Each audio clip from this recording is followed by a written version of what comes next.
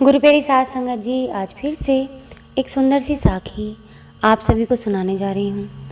गुरु प्यारी साध संगत जी, अक्सर करके हम जीवन में कई पड़ावों पर हार मान लेते हैं।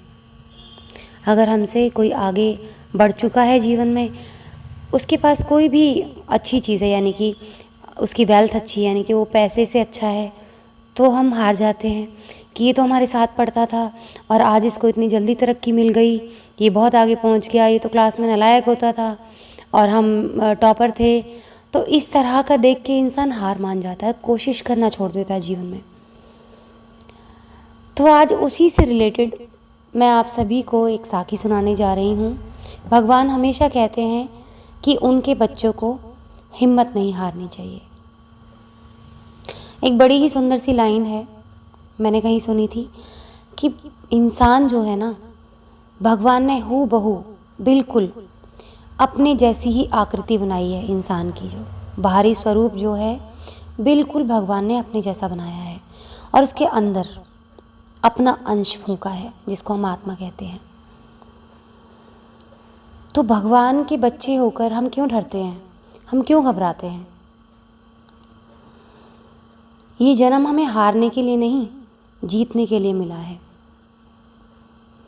तो हमें जीवन में कभी हार नहीं माननी चाहिए।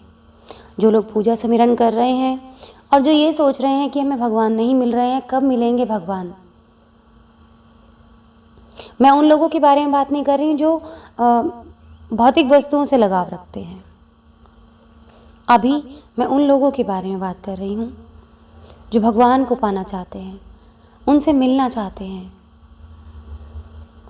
वो भी अधीर हो जाते हैं, धीरज टूट जाता है और कहते हैं कि क्या फ़ायदा इन सब का, दुख तो मुझे अभी भी मिल रहे हैं, भगवान मुझे कब मिलेंगे, आखिर कब जाके इन दुखों का अंत होगा, कब मैं उनसे मिल पाऊंगा। तो गुरु प्यारी साध संगत जी, आप जीवन में जो भी पाना चाहते हैं, चाहे भगवान को पाना चाहते हैं या अपने जीवन में तरक्की पाना चाहते हैं, दोनों के लिए सबसे पहली बात है कि आप अपने चरित्र का सही निर्माण करें, अपने कर्मों को पूरा करते चलें, सत मार्ग पर चलें, चाहे कुछ भी हो जाए, अच्छे कर्म करते रहें और हिम्मत ना हारें। तो आज इस साखी में भगवान कह रहे हैं कि मैं जब हिम्मत नहीं हारूंगा तुम पर, तो तुम क्यों हिम्मत हारते हो? तुम लाख बार हारना, लेकिन हिम्मत मत हारना। हारने से सीख लेना, अपनी जड़ें मजबूत करना, पर हिम्मत मत हारना। मैं हमेशा तुम्हारे साथ खड़ा हूँ। तो आइए गुरु प्यारी साध संगत जी, सुनते हैं आज की सुंदर सी साखी। ये कहानी है एक व्यापारी की, जिसका व्यापार डूब गया था। वो अपनी ज़िंदगी से बुरी तरह थक हार चुका था। परेशान होकर जंगल में गया और बहुत देर तक अकेले बैठा रहा। कुछ सोचकर वो भगवान को पुकारने लगा और बोला, हे भगवान, मैं हार चुका हूँ, मुझे कोई एक वजह बताइए कि मैं जीवित रह सकूँ। मेरा सब खत्म हो गया, मेरी मदद कीजिए। भगवान ने जवाब दिया, तुम जंगल में इस घास और बांस के पेड़ को देख सकते हो? जब मैंने घास और बांस के बीज लगाए तो दोनों की अच्छे से देखभाल की, एक सा पानी और रोशनी दी, पर घास जल्दी बड़ी होने लगी और धरती को हरा भरा कर दिया, लेकिन बांस का बीज बड़ा नहीं हुआ। पर मैंने बांस के लिए हिम्मत नहीं हारी। दूसरे साल घास और घनी हो गई, लेकिन बांस का बीज नहीं उगा। मैंने फिर भी हिम्मत नहीं हारी। तीसरे साल भी बांस के बीज में कोई अंकुर नहीं निकला। दोस्त, मैंने फिर भी हिम्मत नहीं हारी। चौथे साल बांस के बीज में अंकुर नहीं आए। मैं नाराज़ नहीं हुआ। 5 साल बाद उस बांस के बीज से एक छोटा सा पौधा अंकुरित हुआ, जो घास की तुलना में बहुत छोटा था और कमज़ोर था। लेकिन केवल 6 महीने बाद ये छोटा सा पौधा 100 फीट लंबा हो गया। मैंने इस बांस की जड़ को विकसित करने के लिए 5 साल समय लगाया। इन 5 सालों में इनकी जड़ इतनी मजबूत हो गई कि 100 फीट ऊंचे बांस को संभाल सकें। जब भी आपको जीवन में संघर्ष करना पड़े तो समझिए कि आपकी जड़ मजबूत हो रही है।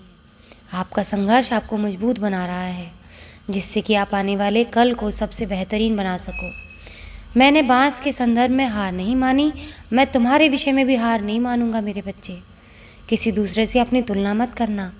घास और बांस दोनों के बड़े होने का समय अलग अलग है, दोनों का उद्देश्य अलग अलग है। तुम्हारा भी समय आएगा, तुम भी एक दिन बांस के पेड़ की तरह आसमान छूओगे। मैंने हिम्मत नहीं हारी, तुम भी हिम्मत मत हारना। अपनी ज़िंदगी में संघर्ष से मत घबराना, यही संघर्ष हमारी सफलता की जड़ों को मजबूत करेगा। हमेशा अपने छोटे छोटी कोशिशों को जारी रखें, सफलता का एक न एक दिन ज़रूर आपके कदम चूमेगा। गुरु प्यारी साध संगत जी, आगे भगवान ने कहा, और तो और मेरे बच्चे, 84 लाख योनि मैंने तुम्हारा इंतज़ार किया। तुम एक जन्म में पाप करते गए, मैंने इंतज़ार किया।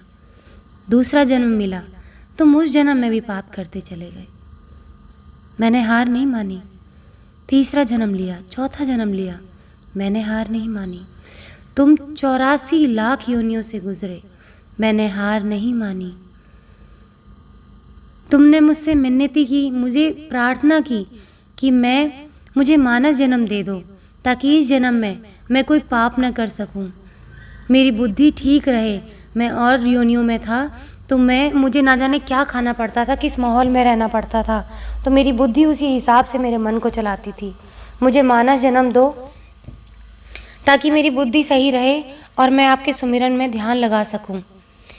मैं इस बार आपसे प्रॉमिस करता हूँ, वादा करता हूँ कि इस बार इस जन्म से लौट के आपके पास वापस आ जाऊँगा हमेशा के लिए। अब कोई पाप नहीं करूँगा। मेरे दोस्त, मैं तुम्हारा अब भी इंतज़ार कर रहा हूँ, मैंने अभी भी हिम्मत नहीं हारी। तुम लोग कैसे हिम्मत हार जाते हो? तुम्हें पता है तुम्हारा इंतज़ार मैं उस माँ की तरह करता हूँ जिसका बच्चा उससे दूर हो जाता है। माँ बिलखती है ना अपने बच्चे के लिए, मैं भी बिलख रहा हूँ तुम्हारे लिए। मैं हार नहीं मान रहा, हर दिन इंतज़ार कर रहा हूँ कि कब मेरा बच्चा बुरी आदतों से छूट के, अपने पुराने जन्मों के बुरे कर्मों के भार से छूट के मेरे पास वापस आ जाएगा। मैं अपने बच्चों से बराबर से प्यार करता हूँ। तुम मत घबराना उन बच्चों को देखकर जो इस जन्म में जिनके साथ अच्छा हो रहा है। ये उनके पुराने बोए हुए कर्म हैं, जो वो जल्दी से जल्दी सीढ़ियों तक चढ़ते जा रहे हैं। तुम्हें लगता है ना वो मेहनत नहीं कर रहे, वो मेहनत तो वो पुराने जन्मों में कर चुके हैं जो तुमने पुराने जन्मों में नहीं की। तुम मेहनत तो सिर्फ इस जन्म में कर रहे हो। जिन लोगों को लगता है कि हम इस जन्म में तो अच्छे, हमारे साथ फिर भी बुरा क्यों हो रहा है, तो पुराने कर्मों का भार तो तुम्हें ही चुकाना पड़ेगा ना। तो गुरु प्यारी साध संगत जी, भगवान कह रहे हैं बार बार कि मेरे बच्चों, सुमिरन से हिम्मत मत हारो, अच्छे कर्मों से हिम्मत मत हारो। तुम्हारे अच्छे कर्मों की जड़ें मजबूत हो रही हैं, तो क्या हुआ, तुम्हें कुछ हासिल नहीं हो पा रहा तो ये तुम्हें लग रहा है ना कि तुम कुछ हासिल नहीं कर पा रहे, किसी मकाम तक नहीं पहुंच पा रहे, पर ये सब मैं देख पा रहा हूँ। अच्छे कर्मों से अपनी जड़ों को मजबूत करो। एक दिन तुम्हारी अच्छाइयों की ऊंचाई भी उसी बांस की तरह इतनी ऊंची हो जाएगी कि तुम पिछले कर्मों को काट के वापस मेरे पास आ जाओगे, मुझ में विलीन हो जाओगे। जैसा मैंने बिल्कुल निर्मल तुम्हें बनाया था, वैसे ही निर्मल तुम होके मुझ में मिल जाओगे। आज इसी के साथ इस सुंदर सी साखी को यहीं समाप्त करना चाहूँगी। मिलती हूँ आपसे अपनी अगली वीडियो में नई साखी के साथ। तब तक के लिए खुश रहें, सुमिरन करते रहें, सच्ची सेवा करते रहें।